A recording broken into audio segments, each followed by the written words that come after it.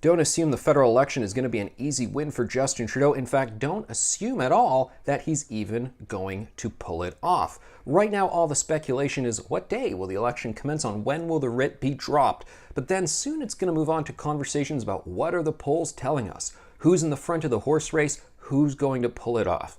And a lot of people say momentum behind Justin Trudeau to be reelected. He's got a minority government right now. He stands to be reelected with a minority. Some people say maybe he'll get a majority. But hold on a second. Don't write off Conservative leader Erin O'Toole just yet.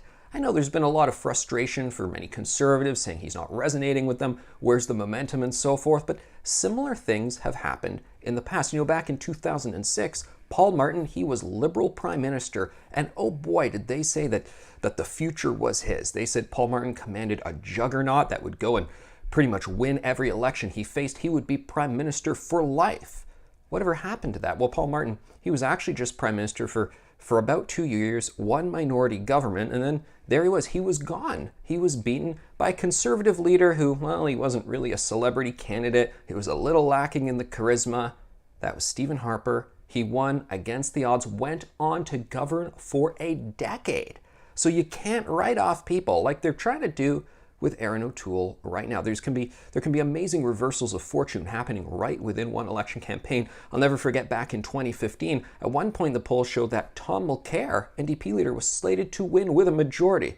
But funny thing with those polls, actually just earlier that year, on name recognition polls, people were like, Tom Mulcair, who's that guy? Never heard of him before. So it goes to show just how quickly things can change during an election campaign. Basically, anything is possible for Erin O'Toole, for Justin Trudeau. You know, I wrote in the last election back in 2019 that it could be 1972 all over again. What did I mean by that?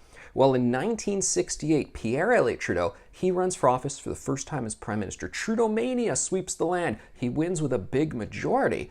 But, you know, people got tired of him. That 4-year term, well, it didn't actually go all that well. Not everybody was enamored with him. And then in 1972, he almost lost. He actually went to bed that night thinking he had lost, and they recounted a riding or so, and they found out, no, they actually did just squeak by the Liberals with a minority government. Kind of similar to what actually happened in 2019, because if you'll remember, Andrew Scheer actually got more votes than Justin Trudeau. The Conservatives actually won the popular vote, but the way the ridings break down, the Liberals, of course, prevailed with the most ridings. Justin Trudeau has remained Prime Minister. 1974, Pierre Elliott Trudeau, though, he actually transforms that minority into a majority, wins, and, well, he remained Prime Minister until 1984, aside for that little bit where Joe Clark was Prime Minister. So he was really only just getting started. So Justin Trudeau, he could be gone in, well, just a couple months' time, or he could just be getting started. Wow.